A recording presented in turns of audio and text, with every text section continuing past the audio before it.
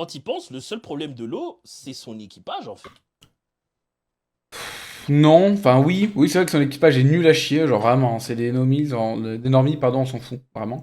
Il a pas de Haki des rois, donc non, c'est pas le seul problème. C'est un problème, mais pas le seul. Souvent du fait que l'eau et Kid aient la même prime que Luffy. Autant pour Kid, je trouve que c'est justifié parce que ce gars est une giga fraude. Je suis d'accord, hein, c'est une fraude, mais il a un meilleur potentiel que l'eau. Autant l'eau, ben je trouve Enfin, c'est pas une fraude en vrai.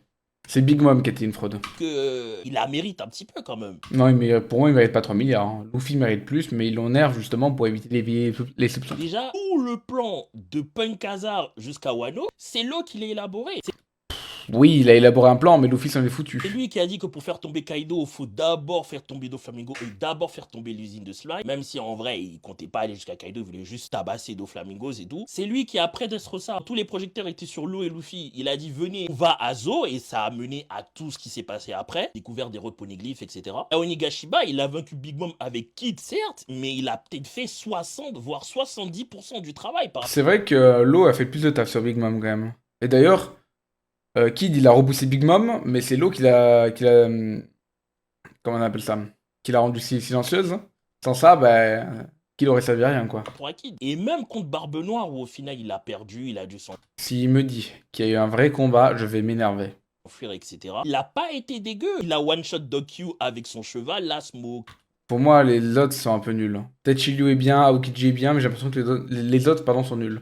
Moga, ouais, j'ai oublié. Et si Vasco Shot était pas là, il y aurait plus de Barbe Noire, faut pas oublier ça. Pardon? Parce qu'il serait tombé dans l'eau, mais peut-être qu'à ce moment-là, Barbe Noire aurait pu donner un coup avec son. Qu'on appelle ça? Gura Gura no Mi et écarter la mer, comme il a déjà fait Barbe Blanche à Marineford, peut-être? On sait pas, faut arrêter, faut arrêter ça. Ça, faut l'arrêter. Non, l'eau n'aurait pas gagné. L'eau n'aurait pas gagné. C'est aussi que Barbe Noire savait que l'eau, enfin que Van Hugger allait l'aider, donc il a pris plus de risques. Il y a mille et une raisons, d'accord? Faut arrêter les bêtises. Il y a aucun monde où l'eau aurait gagné. Il y a pas un monde! Multiverse, tout ce que tu veux, il y en a pas un seul où l'eau gagne. Hein. Et le problème, il est là justement. Les gars de l'équipage de l'eau, c'est pas des gros combattants. Ouais, ils sont gaze. Alors, c'est des bons médecins sûrement, ils savent naviguer sous le sous-marin, etc. Mais à part John Bart et Beppo, le reste, ils sont plus qu'éclatés. Et même John Bart, c'est pas... Oui, ils sont nuls, même Beppo, hein. Avec sa forme sous longue, il est ok tiers, c'est tout. Ah, hein, c'est pas folichon. Un Trafalgar du Waterloo avec un bon équipage, genre des Frankie, des Brooke, etc. Oh, il a même pas dit Zoro et Sanji. Oh! C'est pas très loin d'être concurrent sérieux au titre de roi des pirates. Oui, bon. Faut arrêter les conneries, hein.